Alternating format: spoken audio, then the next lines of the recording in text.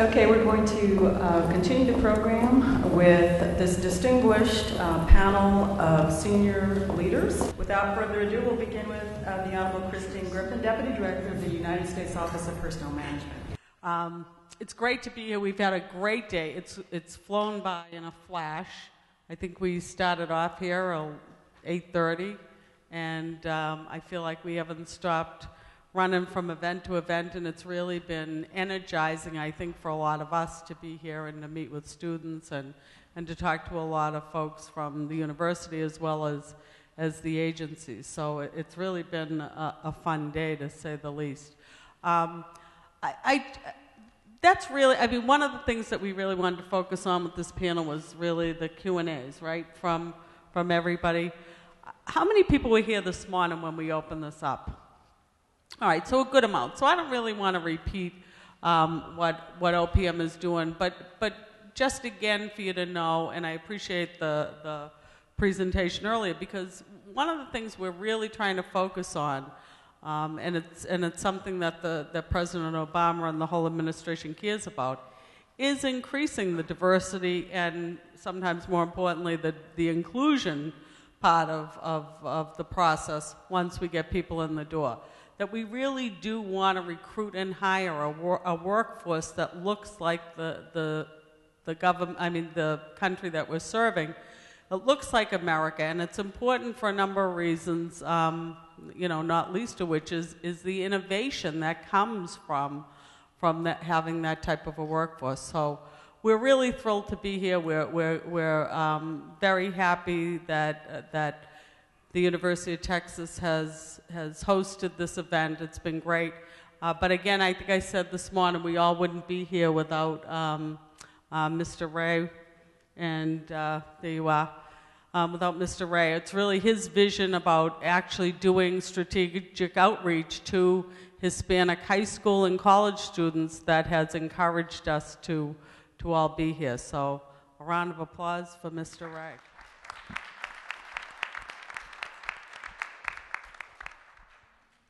And I'll turn this over to Dexter.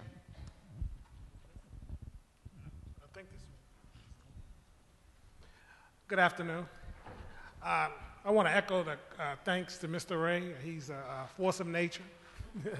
Yeah, he swept me up in his tornado of outreach probably about 6 months ago. He came to D.C. Mr. Ray comes to D.C. And he energized so many of us about planting seeds in terms of opportunity for high schoolers and college students to get thrilled about federal employment. Now, excuse me, Dexter, would you give your your full name and your agency? I do it my own way. Okay. But I had to start with that because that's most important. And so he came to EEOC. I work for the Equal Employment Opportunity Commission. We're an independent federal agency, and I'm the director of federal sector programs. So in terms of at EEOC, we enforce employment discrimination, anti-employment discrimination laws, but we also treat the federal government as our test case. The federal government is the model employer. We put out programs, procedures, and guidance to ensure that the federal government operates as a model employer of inclusion and opportunity for all who seek services within the federal government and to work within the federal government. My program works closely with the deputy director. She's a former EEOC commissioner, so we're best buds. And so we're looking for ways to get more diversity into the federal government, not because diversity itself is the key initiative, because diversity brings so many things that's going to be beneficial to the nation. At EEOC, we put out a lot of guidance, and I don't want to start speaking government speak, but agencies report to us every year on their activities in terms of increasing opportunities for everyone. At EEOC, sometimes when I speak to a group, I like to tell folks, EEOC is not just for minorities and women, because people think it's anyone who's left out of opportunity needs to be included, but we need to make sure we have everyone at the table. So in terms of our strategies, we're working with federal agencies to identify specific areas where there are problems in the federal government. I know we're not just troubleshooting, but we do identify problems as well. And one of the areas that we really need to brainstorm on how can we do better is recruitment of Hispanics, people with disabilities, and to some degree still women, especially in senior positions within the federal government.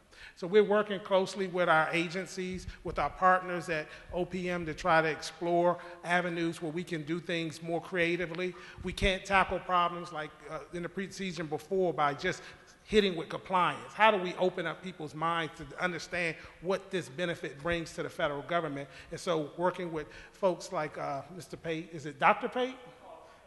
No, Dr. Eddie. We're trying to find strategies to help federal agencies to reach a broader community because it's going to strengthen us as the federal government. And I'm not going to talk too long because I already violated Fatima's rules. I used to give her guidance when she was the director of EEO at Defense Logistics Agency. She retired, so now I can't get at her so she can take shots at me. But thank you for being here this afternoon, and thank you so much, Mr. Ray, for inviting us. And we look forward to a long-term relationship with Heroes and Heritage and hopefully with UTSA. Hello, my name is Michelle Losalis. I'm the Director of Civilian Force Integration at the Air Force Personnel Center here at Randolph Air Force Base. When you think of recruiting for the Air Force, not necessarily do you think about civilian service. And we have an amazing opportunity for young people to come into the Air Force, not put a uniform on, but still serve our nation and defend our country.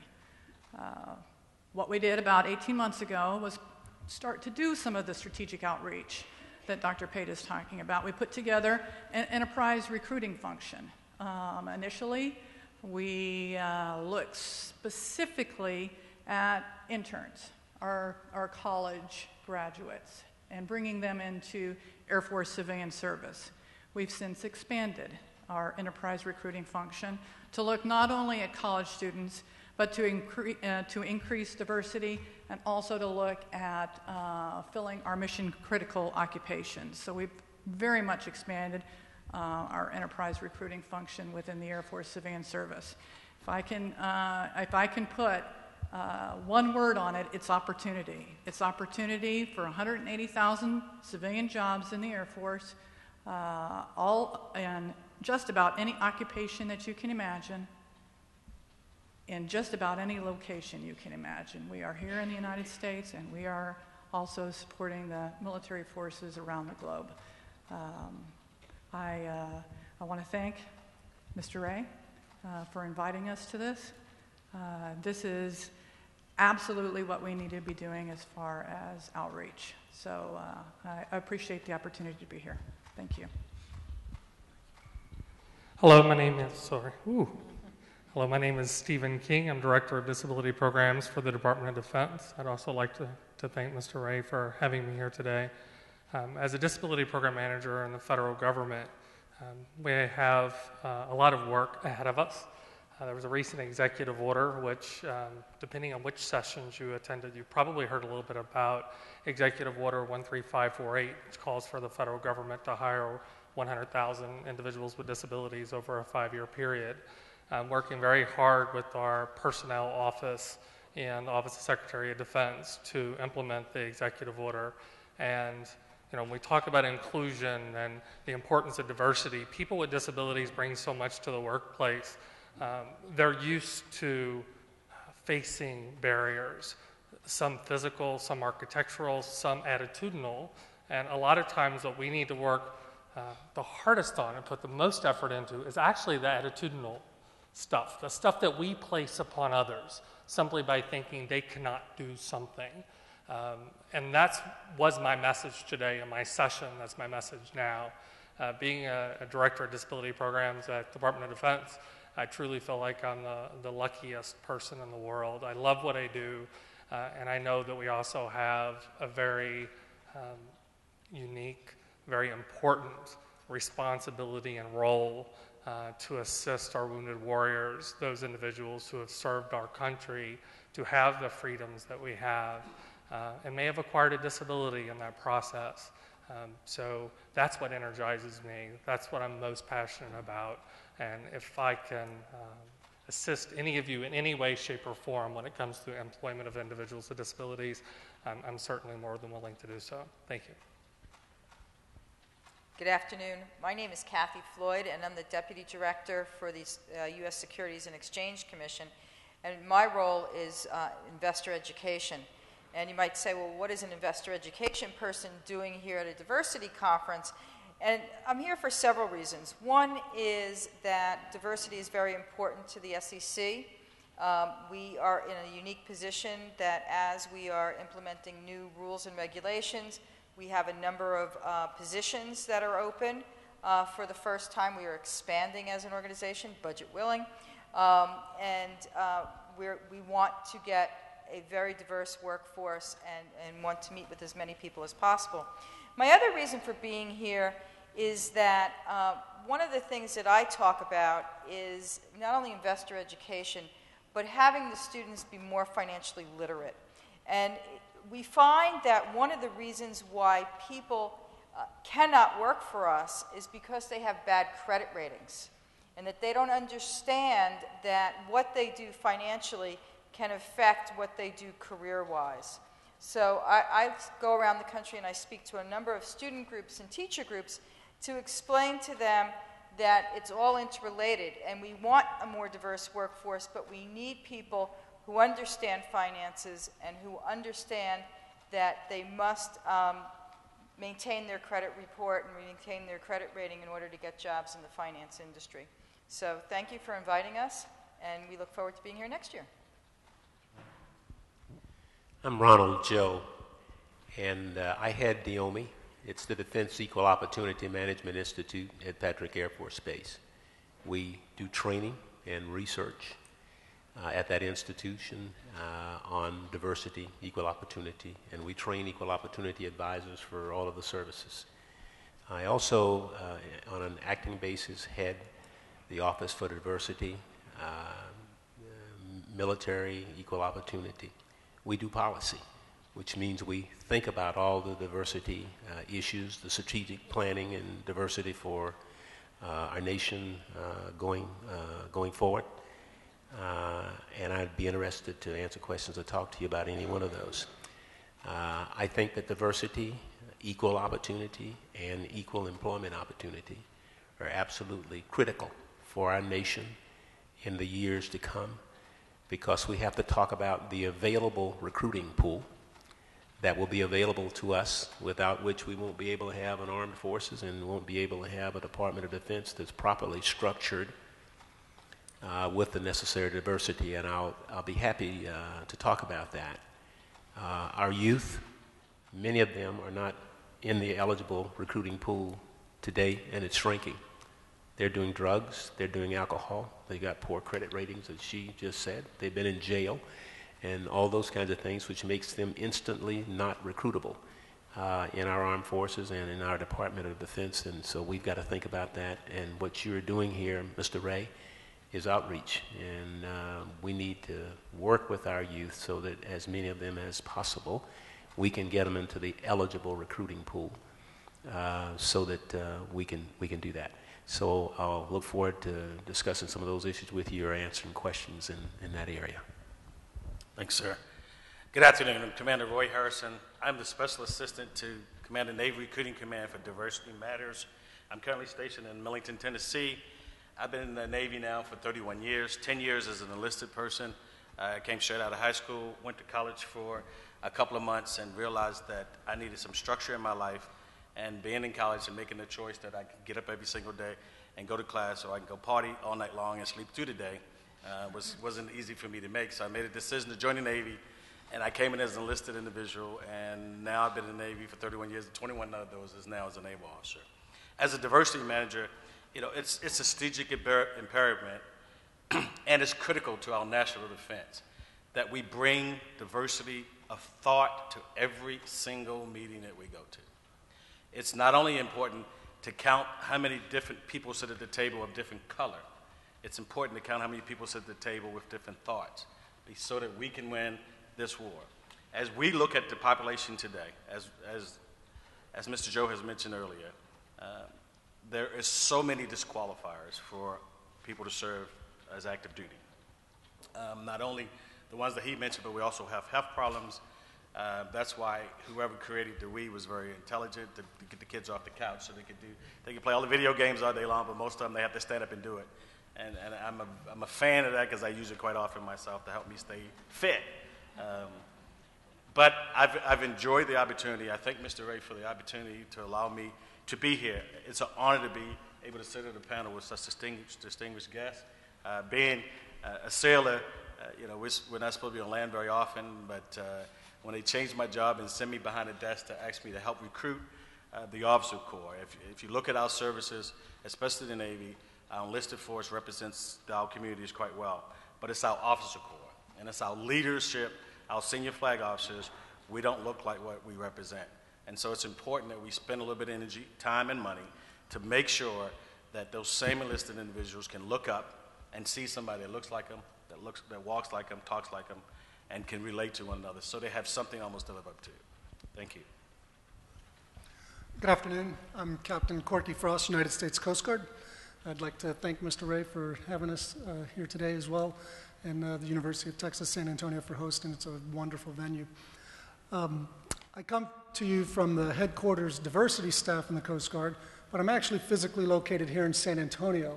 I'm the Coast Guard's liaison to the Hispanic Association of Colleges and Universities. I like to jokingly say that we've come a long way in our diversity when we can put the Anglo non-Spanish speaker in the Hispanic Association liaison billet. But the reality is, I think I would echo a lot of what Commander Harrison said is true as well for the Coast Guard. Our enlisted force tends to reflect the face of America, so to speak, quite well. The Officer Corps, quite frankly, is still lily white, and so we are addressing those things. My billet is all about outreach, marketing the Coast Guard to the professional Hispanic community primarily, looking for young men and women Latinos to consider the Coast Guard Officer Corps. As you can imagine, that's a significant challenge for the Coast Guard, as the largest Hispanic community in the States is the Mexican American, southwestern United States, which, quite frankly, there's not a lot of Coast Guard there. So if you're on the coast of California, the coast of Texas, you may see the Coast Guard in your community, but we generally don't recruit real well in the Officer Corps for Hispanics, and so my billet is there for that reason. I will share with you how important the Coast Guard sees diversity. The Commandant of the Coast Guard, Admiral Bob Papp, recently did his State of the Coast Guard address, and he went through his 4 primary initiatives, speaking specifically to the operations and recapitalizing the aging Coast Guard fleet and these kinds of things. But then he mentioned 2 other initiatives that were most important to him. The first initiative was diversity, which I found fascinating and very positive. To put that in perspective, the second initiative he addressed is the opening of the Arctic frontier. And if you've been following the news and everything, you know how important that is to this country and what a national strategic issue that is. And yet for him, diversity actually came first in his remarks and speech. So it's important to us. And one of the things we talk about, and again echoing Commander Harrison, I think, is what we call cognitive diversity. And that is the true diversification that we're looking for and why it's so important to us. So thank you. We look forward to taking questions.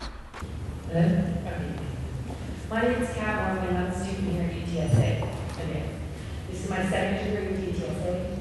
And I have tried numerous times to get in with the DoD under contract management. And now I've applied for the PAL Supplier program, got past the interview stage, and just got the email saying I need to reapply because everything's changed again. And I sit here and I wonder, how much more effort do I have to put forth to get through to the U.S. government? My father is a retired lieutenant colonel. My grandmother was a bomber pilot in World War II. My grandfather was a pilot in World War II. But I couldn't go into the military due to medical reasons. So how can I serve my country when every time I try to step forward with the government, I get knocked down? What steps are y'all taking towards people like me who aren't veterans and who really do want to be part of the government that have limited access?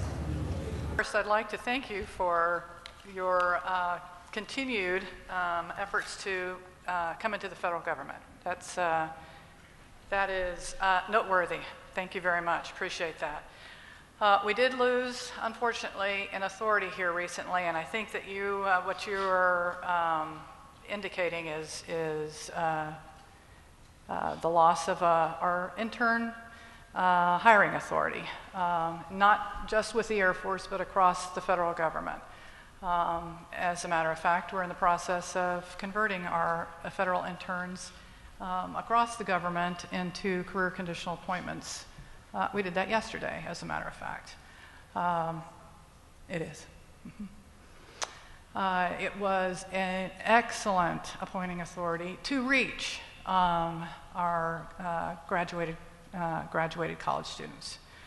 We are in the process right now of trying to identify alternate methods, and we do have alternate methods that we are looking at. I'm hoping that you've spoken with our recruiters that we had out today. Good. We are opening an AQUA announcement the 9th of March, and we have 130 positions that we are filling, and that announcement will be open for the rest of the week, so the 9th through the 11th of March. So I highly encourage you to reapply and apologize for the inconvenience. The USA Jobs in general has an atrocious reputation. It really does. Throughout the years, I came back to the United States in early '08, and I realized that was just a hard time. And I don't have veterans preference. I'm not married to a military man. I don't get any of those preferential points. They just now changed it so that, the fact that I do score a 90 or above qualifies me to even be looked at on the assessment tests. I mean, how are you diversifying your non-veteran, non-preferential treatment standings? I mean, you look at your numbers, and is that one of the ways that you speak to? Ms. Griffin, would you like to weigh in on this? I'd be happy to take that, because OPM is actually responsible for usajobs.gov. But also know that a lot of times when you go on to that and you actually say, I want to apply for a job. When was the last time? Were you on it recently? I went on in November after I was approved for the PAL Supplier program. So I did my interview here, and I was given, the codes to the job ID codes to go in and apply for. And since then, it's been, finals. Okay. USA Jobs is changing, and it's getting better all the time, and we did a major change last summer. So you probably saw that. You can now go on, create an account, actually have, start having the types of jobs you're qualified, be notified of them. There's a variety of things that it can do now, and it's going to get better and better over the next year or so. As far as preferences, there's veterans preference, there's, really that's the major one, is veterans preference. And, that's just the right thing. It's not only the law, but it's the right thing. It really, truly is. These folks have already served in the military. Here's how I look at it. They're already in the government family. They're already in. So there's a lot of good reasons for veterans preference, and if you're knocked out by that, then that just means that a qualified veteran surfaced to the top, and that's who got hired. As far as the internship program that went away, that was the Federal Career Internship Program. Unfortunately, some agencies didn't use it well, and they actually used it to not hire veterans. And there was a lawsuit that ensued as a result of it. So for a variety of reasons, including that lawsuit and the misuse of it, and not everybody did that, but some did, that type of internship has gone away. But Matt Collier from OPM, I don't see him here, he did a session earlier on the new student pathways into the federal government, and there's a variety of things that you can apply for. But did you say you're looking for acquisition? You're looking for contract specialist type? Before I came back to UTSA, I had applied when I was living in Warner Robins, Georgia, for one of the contract specialist positions. And I made it through the first assessment and then got knocked out. All right. Well, obviously you have some business hours in your portfolio, which you have to have certain, I think it's 24 hours of business school to apply. Right now, there is a huge need for contract specialists. I can't think of an agency that doesn't have a need for contract specialists right now, some more than others. So much that the Office of Management and Budget has devoted a person at the Office of Management and Budget to help agencies figure out how to get more acquisition specialists, contract specialists into the federal government. So I would really encourage you to keep applying, because there are a number of opportunities from entry level all the way up to the top. And I'd actually like to talk to you afterwards about your experience, if I could, and maybe use your experience to help us do a better job.